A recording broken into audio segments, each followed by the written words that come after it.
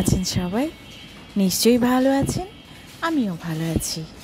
দেখেছেন ফেলে রাখা বোতল দিয়ে এখানে কত সুন্দর ডেকোরেশন করা হয়েছে। আপনারাও ফেলে রাখা বোতল দিয়ে এইভাবে ডেকোরেশন করতে পারবেন।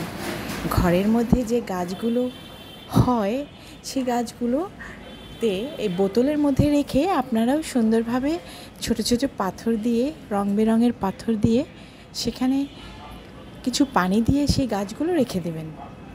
দেখবেন কত সুন্দর লাগবে। সত্যি গাছগুলো এত সুন্দর ঘরে রাখা হয়েছে, খুব সুন্দর লাগছে।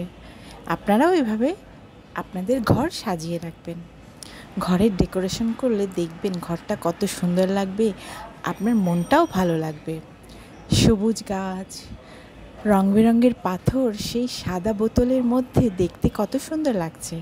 সবুজ পাতা, গাছগুলো দেখুন, এগুলো ঘরেই হয়, এগুলো ঘরে রাখলে কখনো এগুলো মরে না, এগুলো খুব ভালো। আপনারাও এভাবে সুন্দরভাবে ডেকোরেশন করবেন ঘরের মধ্যে। ভালো করে দেখুন পাতাগুলো সবুজ হয়ে আছে, ঘরে রাখা তবুও এগুলো কত সুন্দর সবুজ। আলো বাতাস পাচ্ছে না তবুও গাছগুলো কত সুন্দর বেঁচে আছে, খুব সুন্দর লাগছে। এভাবে অনেকেই ডেকোরেশন করেছে, তাই দেখে আমি শিখেছি, তাই আমিও নিজে করে দেখলাম কেমন লাগে। তো করে দেখলাম সত্যিই খুব সুন্দর, ভীষণ ভালো লাগছে। গাছগুলো এত সুন্দর লাগছে, ছোট ছিল কিন্তু এখন বড় হয়ে গিয়েছে। তো সবাইকে ধন্যবাদ, ভালো থাকবেন সবাই।